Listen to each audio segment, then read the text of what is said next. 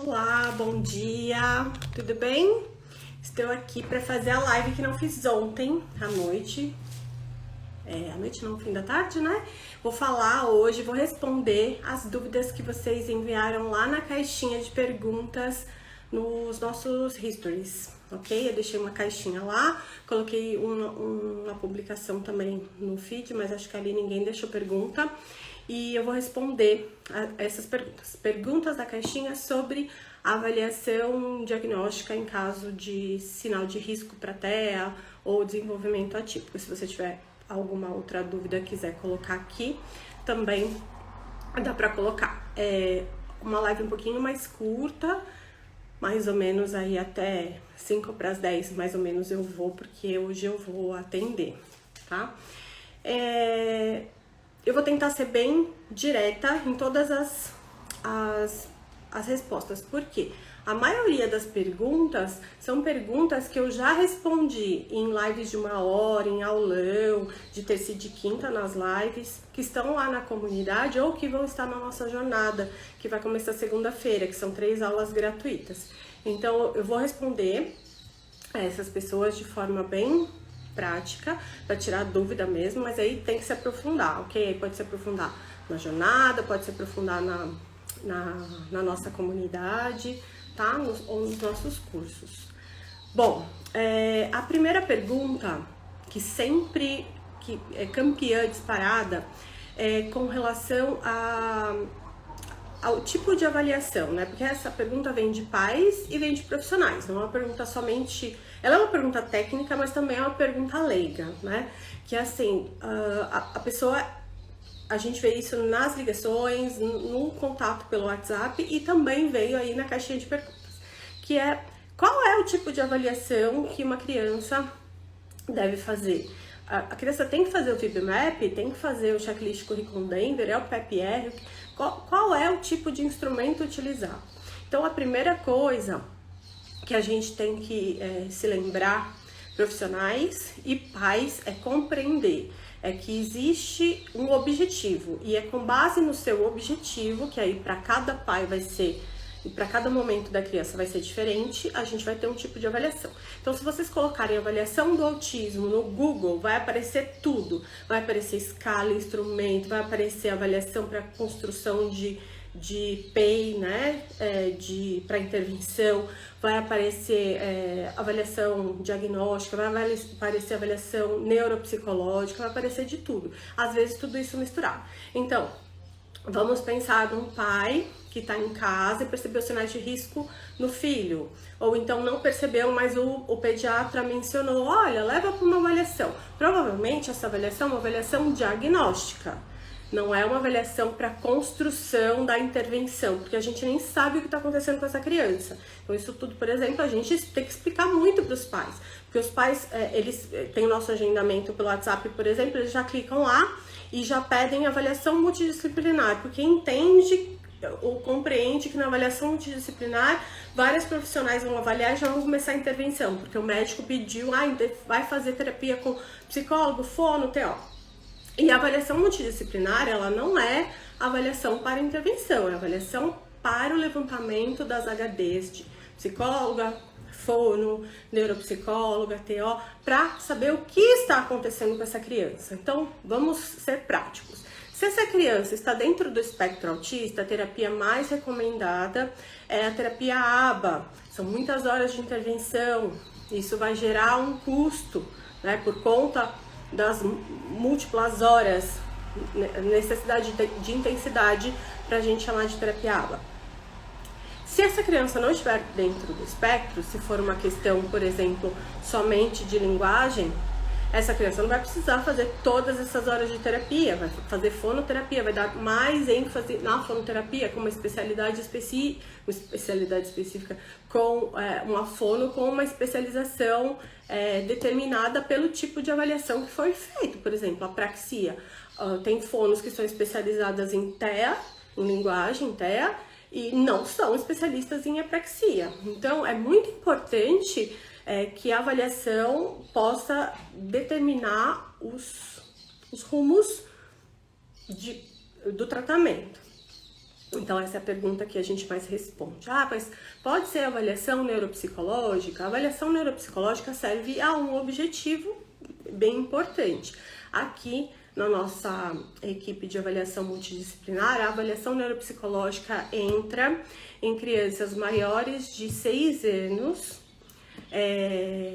dos menores não, né? Dos pequenininhos a gente avalia a partir de 9 meses até 5 anos, só psicóloga e fono e TO agregada quando, em determinados casos, né? Mas normalmente o fechamento é feito com psicóloga, fono e depois o médico. Ou então vem do médico, mais psicóloga, fono e aí fecha a 3 mãos. Existe também a avaliação para intervenção. Então depois que a criança termina essa avaliação, vamos supor a criança aqui, tá? A criança termina a avaliação, é feita a devolutiva, agora às 10 horas a gente vai dar uma devolutiva.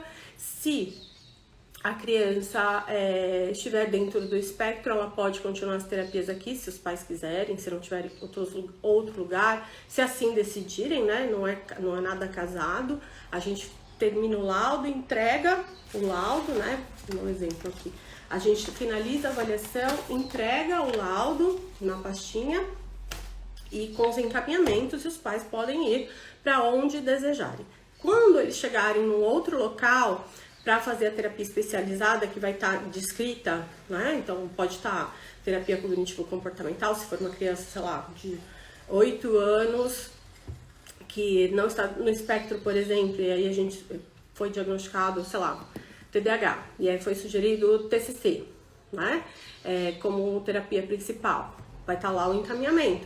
Se for sugerido ABA, vai estar lá o encaminhamento. E aí esses pais vão para casa e vão ver aí como eles vão se organizar. Quando chegar nesse local onde eles escolheram fazer as terapias, vai ser feita a avaliação de repertório. Aí sim a gente utiliza VB-MAP, checklist curriculum Denver e outras avaliações, dependendo do caso, da idade, enfim, para construir o programa de intervenção, né, com base nas horas que os pais vão fazer, enfim, e nos profissionais agregados.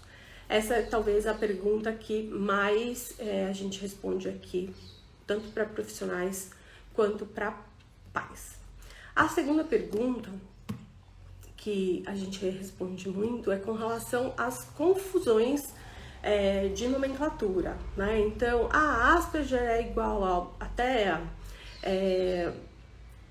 enfim, todas essas questões, mas também da ordem técnica do profissional e da ordem dos pais. Por quê? Muitas vezes esses pais que perguntam são pais que estão passando com algum profissional e o profissional disse, olha, ele é Asperger. E aí o pai fica confuso, né? Então, se ele é TEA ou ele é Asperger. Porque muitos profissionais utilizam ainda essa nomenclatura porque está no CID-10, então até o final do ano o CID-10 ainda a gente está usando, né? Mas ele serve para a gente transmitir informações através de um código e não para o diagnóstico, né? Então, o ideal hoje é a gente dizer transtorno do espectro autista, que é a nomenclatura guarda-chuva que abarcou autismo infantil, Asperger, é dizer transtorno do espectro autista, explicar que abarcou todas essas outras nomenclaturas para que os pais não fiquem perdidos. E a partir de 1º de janeiro, né, de 2022, que vamos começar a usar o CID-11, as nomenclaturas vão estar equiparadas e espero que a gente não tenha mais essa dificuldade. Se bem que profissional desatualizado a gente sempre tem. Então, provavelmente, assim como a gente vê profissional dizendo que o transtorno do espectro autista é feito através de uma tríade de sintomas, isso é lá do DSM-4, ó, já tem um tempão que o DSM-5 tá valendo, acho que 2013, né? E tem profissional ainda falando que é uma tríade de sintoma do 2004, do DSM-4, ou pior,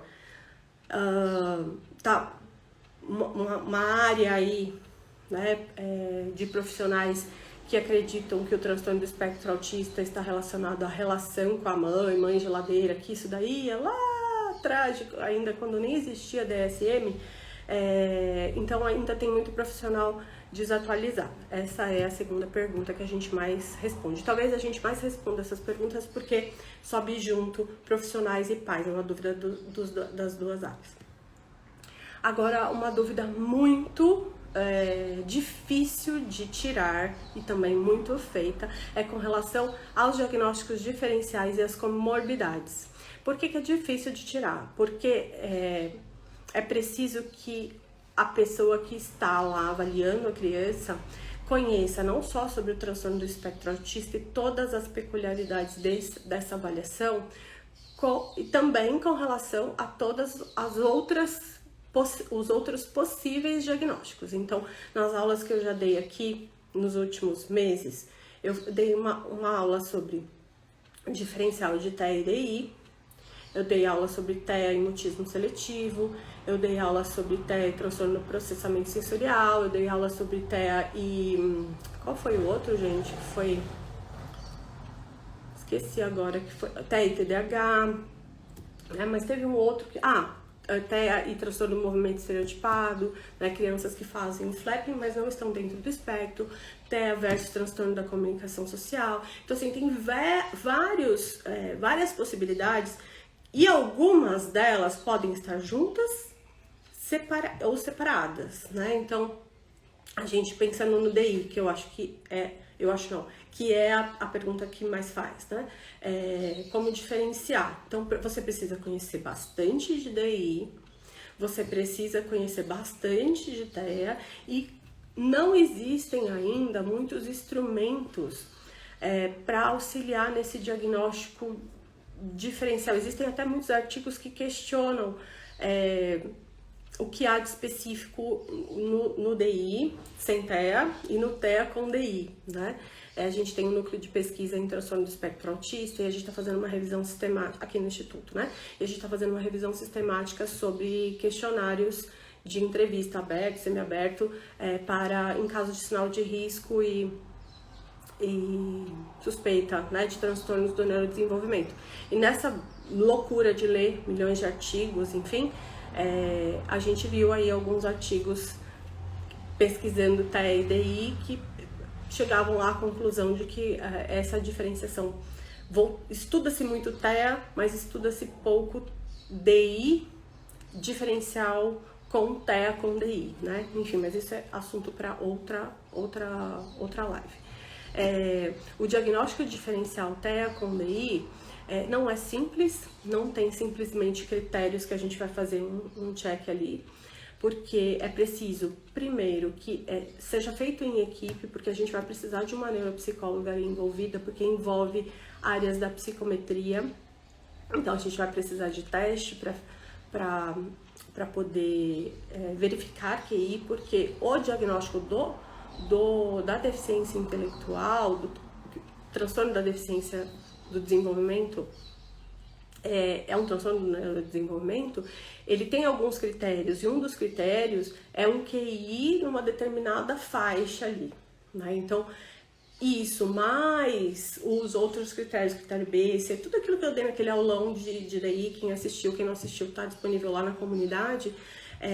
Então, a gente precisa de uma avaliação específica ali, né? Além disso, é preciso que a gente conheça bastante sobre TEA, que tenha assim, um olhar bem calibrado, bem treinado, para conseguir perceber as nuances de diferença aí das dificuldades de comunicação dessa criança, são por conta do autismo ou são por conta dos déficits relacionados à deficiência intelectual. Então não é um diagnóstico fácil, não há algo que a gente possa dizer assim, olha, é por isso, né? Como por exemplo no mutismo seletivo, né? A gente vai lá e diz assim, olha, o mutismo seletivo está mais relacionado à ansiedade, a criança, isso vai aparecer mais para frente, com 5, 6 anos, você vai ter uma grande discrepância entre o que a criança apresenta lá com as figuras parentais, de repente, pai e mãe, dentro do ambiente da casa dela, e uma grande discrepância em outras áreas. Então a gente consegue dizer exatamente aonde que a gente vai ver isso. E na deficiência intelectual implica em agregar outros profissionais obrigatoriamente e um olhar treinado. Então Se a pessoa não é muito experiente, procurar orientação, supervisão é essencial nesse caso. Outra pergunta, deixa eu pegar aqui minha colinha que eu anotei, as questões sensoriais, transtorno do processamento sensorial. Muitas crianças com questões sensoriais que são sinais de alerta, sinais de risco muito conhecidos do transtorno do espectro autista. E aí a pergunta normalmente é: como diferenciar uma seletividade alimentar pura de uma seletividade alimentar relacionada ao transtorno do espectro autista, né? E aí também, diferente da questão do DI, a gente vai olhar o critério A do transtorno do espectro autista, né? A criança vai ter essa questão alimentar, mas ela vai ter os outros critérios, ela tem a comunicação social. Não sei se vocês estão conseguindo entender que no DI, a criança também vai ter dificuldade de comunicação por conta do DI, né? Então, é isso que dificulta um pouco esse diagnóstico. Em outros diagnósticos, a alteração da comunicação social é o que vai fazer a gente fazer o diferencial. Então, se a criança tem seletividade alimentar, mas a comunicação social dela tá ok, a gente já consegue fazer esse diagnóstico diferencial mais rápido. Mais simples, né? Bom, talvez mais rápido, porque mais simples não é. Lembrando que a comunicação social é composta de 3 itens: reciprocidade socioemocional, déficits em comportamentos comunicativos não verbais e desenvolvimento, manutenção e entendimento das relações, e que esses 3 itens precisam estar alterados para a gente dizer que a criança está com a comunicação social alterada. Essa avaliação é feita in loco com a criança através da observação e da interação, não é feito através de instrumentos. A gente pode até levantar indícios de como está essa alteração e essa responsividade, essa reciprocidade através de instrumentos, mas a gente precisa testar através da interação. Então, a avaliação é feita, clínica, observável. Eu já vou responder uma outra pergunta, né? Que pode ser feito pela internet? Não, não pode ser feito pela internet. Essa pergunta a gente respondeu muito na pandemia, se as avaliações poderiam ser feitas pela internet. Não dá, porque a gente precisa interagir com a criança. Então, a gente precisa ir lá e testar essa comunicação social, todos esses quesitos que eu falei. São vários itens dentro de cada um deles. Além do transtorno, aliás, aí a gente vai fazer a avaliação do transtorno do processamento sensorial também, não só da seletividade alimentar, né? Existe o transtorno do processamento sensorial. Então, tem crianças que têm muitas questões sensoriais, com cabelo, com som, com luz, com textura de alimento, e isso acaba refletindo na alimentação, mas essa criança não tem o critério A estabelecido em déficit, né, a comunicação social. E aí, muitos pais, né, então essa criança tem transtorno do processamento sensorial, ok, esse é o diagnóstico dela. Não existe ainda no DSM-5 o transtorno do processamento sensorial, ele ainda não foi incluído como uma categoria diagnóstica, ele é um conjunto de sintomas, de sinais, que normalmente está associado a outra condição. Então, se a criança apresenta muitas questões sensoriais, ele tem transtorno do processamento sensorial. Ok, mas esse transtorno do processamento sensorial está dentro de alguma outra coisa que pode estar ali escondida, pode não estar sendo percebida pelos pais ou pelo profissional. Quais são os mais comuns? Deficiência intelectual, autismo e TDAH. Então, precisa ser feito o diagnóstico. Então, vocês percebem como é um quebra-cabeça de informações, e aí, por conta disso tudo, conforme você vai ficando mais experiente, isso tudo vai ficando muito simples, né? As coisas ficam ali na cabeça como natural, como andar de bicicleta. Mas, quando você está começando, além de você precisar saber o que fazer, como organizar, como construir o laudo, como analisar as informações, essas conexões, elas são muito sutis. E aí é necessário que você tenha o olhar de um outro para que você possa fazer essa diferenciação, né? Para sempre, não, né? Vai chegar uma hora que você vai estar ali já com o seu olhar calibrado. Mas é fazendo né? Não tem como. A gente sai da universidade, sejam psicólogos, fonos, TOs, a gente aprende ali um pouquinho de tudo, não se aprofunda em nada, tem algumas coisas que a gente mal vê, e aí a gente tá lá com a nossa carteirinha, com o nosso CRP, com o nosso RFA, né, o CREFITO, e vai atender, né? Então é importante que os profissionais tenham a consciência de que a universidade não capacita para fazer coisas especiais no sentido de que precisa de olhares especiais, organizações especiais, né? Então a gente precisa se capacitar. Essa capacitação nem sempre está na universidade, né?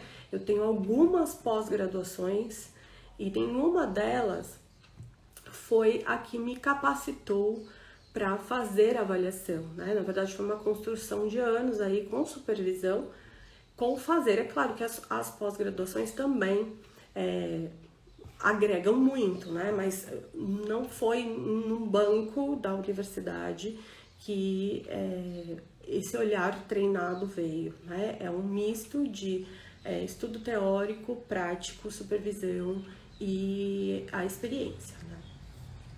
Bom, gente, acho que fora isso, TDAH é uma pergunta muito comum, né? A diferença entre TEA e TDAH, isso para crianças um pouquinho maiores, se bem que isso às vezes aparece também para crianças menores.